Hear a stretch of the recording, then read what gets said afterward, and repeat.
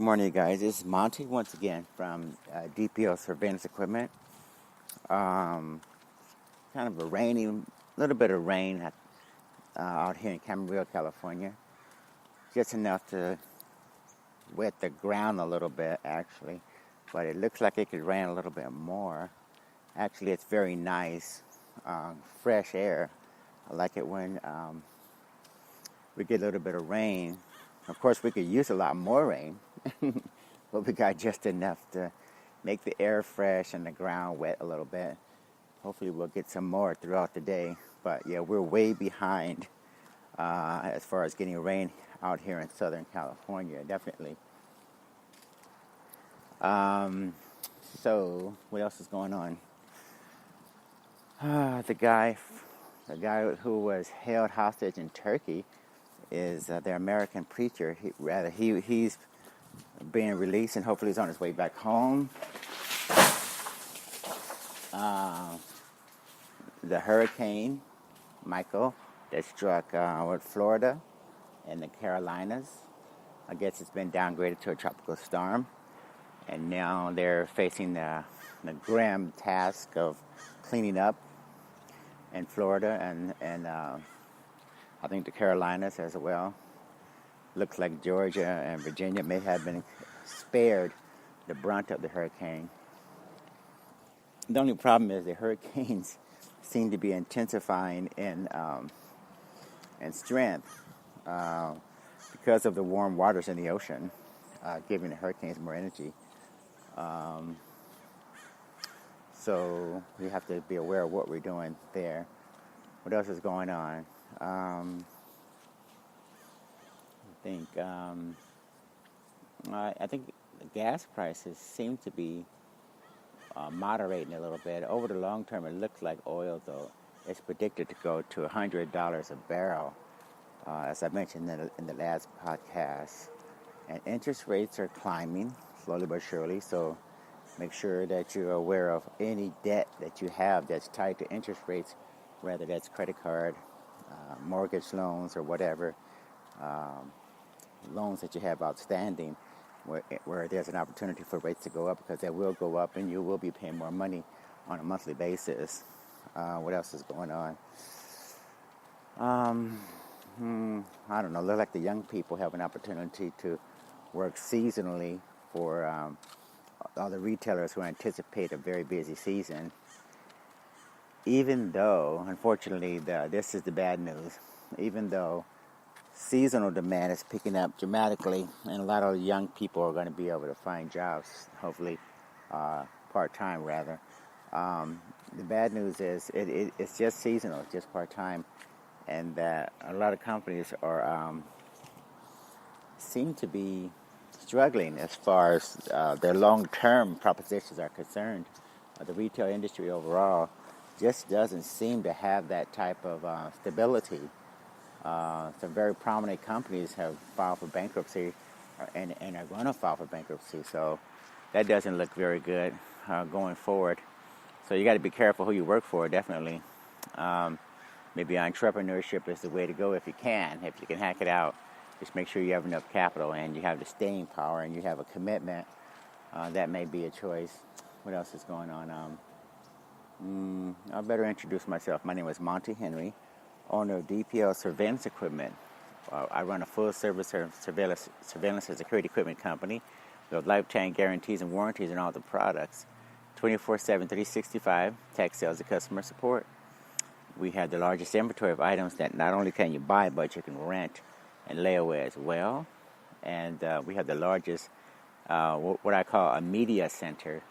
It's a media center consisting of blogs, podcasts, articles, demonstration videos, all sorts of free information, educational information, just such as the one I'm going to record today. The article and the podcast are actually about how to prevent your information from being out there on the internet if you don't need it to be. So this will be classified under cybersecurity. Anything that, typically prevent, and see if anything has been changed. Just because we are trying to get our personal paperwork and such in order. Anyway, I just wanted to let you know, be aware of that the traditional banking system and such is just completely chaotic, imploding, bureaucratic, archaic, you name it, prehistoric. Um, what else? The website is completely redesigned. It's ready for the next 5 years, hopefully 10 years or so. Completely optimized for mobile, easy to navigate. Tons of good new products in each category, under detection devices, under hidden cameras, and nanny cameras, under GPS tracking, under personal health protection, under listening devices and recording devices. I added a lot of new products. So if the economy is booming like Trump says it is, we shouldn't have an issue, right? People going to the website and patronizing it. What else? Let's take a look at this story. By the way, this particular article, rather, is entitled, "Don't Be Haunted by Digital Ghosts. Delete Your Old Accounts." Don't be haunted by digital ghosts. Delete your old accounts. We face constant reminders that our personal data is scattered all over the internet. Here's how to reduce your exposure. The recent revelations of exposed Google Plus data and compromised Facebook security serve as stark reminders that many of us have a long digital trail of information out there, often in accounts we either completely forgotten about, don't use anymore, or didn't even know existed. There are old email addresses from AOL, Yahoo, and Hotmail. There are those blasts from the past social networks. Did you know MySpace still exists? Excuse me. And then there are those accounts you created for one-time use. Maybe you bought something on Craigslist or joined a hotel chain rewards program for free Wi-Fi. Old accounts are like digital ghosts. They can come back to haunt you. Some accounts might just have your birth date and phone number. Others could have a bank or credit card information. Why have more exposure than you need to, says security researcher Kenneth White. A few minutes to clean up a few of those old things is probably not unreasonable. That means it's time for a cleanup. Here's how. Google Plus. The first one to check for is Google Plus because that's what started this trip down memory lane. You might think there's zero chance you have a profile, but for a time Google made users create profiles in order to do things like post on YouTube. To see if you have an account, click on the little circle with your profile picture. If there's a link that says Google Plus profile, you have an account. Click that link and your profile will open. Find settings on the left-hand side. Click that and then scroll all the way down to where it says delete your Google Plus profile. Ghost hunting. There are a lot of sites that were popular enough back in the day to be worth checking out to see if you have an account. There are others that are still popular but that may have fallen out of your favor. Here's a list with direct links to help pages on account deletion. Airbnb, AOL, eBay, Facebook, Google, YouTube, Hotmail, Outlook, MSN, Skype, Instagram, MySpace, PayPal, Pinterest, Snapchat, Twitter, Venmo, and Yahoo. Password Manager.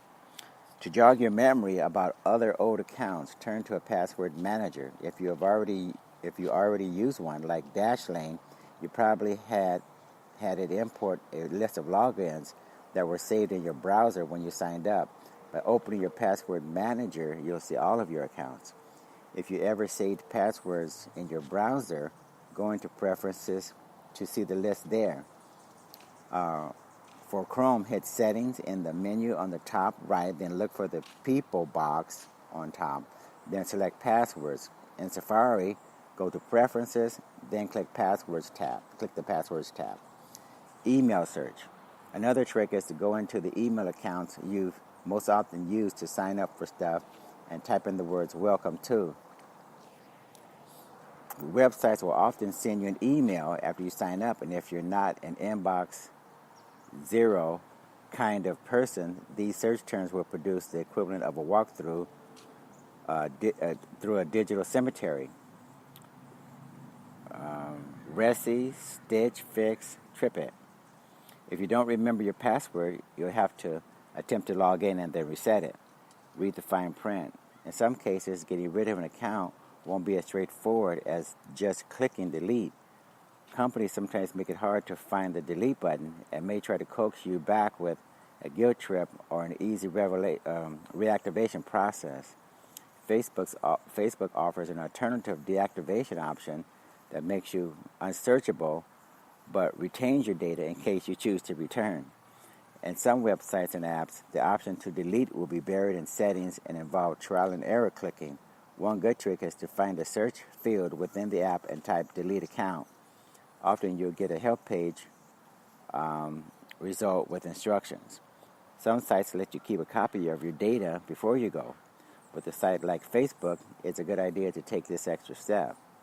Scramble your data. Mr. White suggests that before you delete an account containing your home address, birthday, phone number, or other sensitive information, you should try to change it to dummy data. If it's a site where you've been using a repeat password, change that too. That way, he says, when companies don't purge the data on closed accounts and suffer a breach, your information won't have much value. Long goodbye. After you've deleted your Facebook account, the service gives you time to change your mind. This means that if you accidentally log back in, within 30 days, it'll reactivate your account. The company also says it'll take up to 90 days for your information to be wiped. Snapchat lets you download your data too and makes it easy to reactivate your account by logging in within 30 days. With AOL, getting hold of your data takes longer. The site says it may take up to 30 days. Phone cleanse, open the app and find that account deletion option. Some apps like Venmo require you to delete your account from a computer, not a mobile device. If you've already deleted an app, you may need to re-download it or go to a website to attempt to log back in. Either way, you want to see some kind of message saying there's no email or username associated with whatever you typed in. So that's about it for this particular article / podcast. Just be aware of the fact that we do log into these one-time services or websites or apps, and sometimes it's just for a very temporary, situation. As the article mentions, Wi-Fi, or to get something, who knows, reward point or whatever. And we often forget that the information stays out there. Basically what hackers do, they go from site to site collecting just a little bit of information on you from here and from there, and then pretty soon they get a pretty good, a complete profile on you as a result of this piecemeal information that's scattered all over the internet. So yeah, every once in a while, go through this list, and particularly like they say, type in welcome to in your email program that you use, whatever you use, and search that inbox or whatever account you use, whatever folders you use in your email program.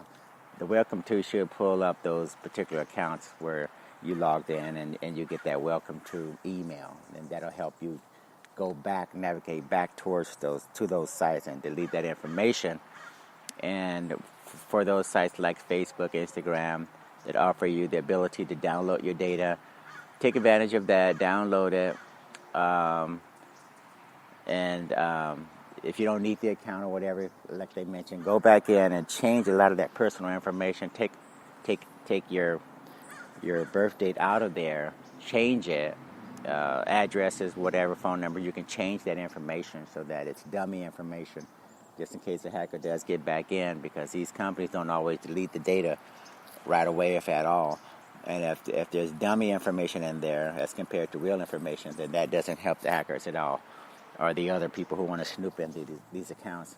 So just a few precautions to help manage your privacy in this digital information age, where everything is online and it's always there and it's always available.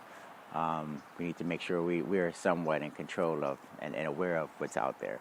So anyway, as we like to say at the conclusion of every podcast, keep your eyes and ears open, and stay safe out there. Have a good day. Thanks. Take care. Bye.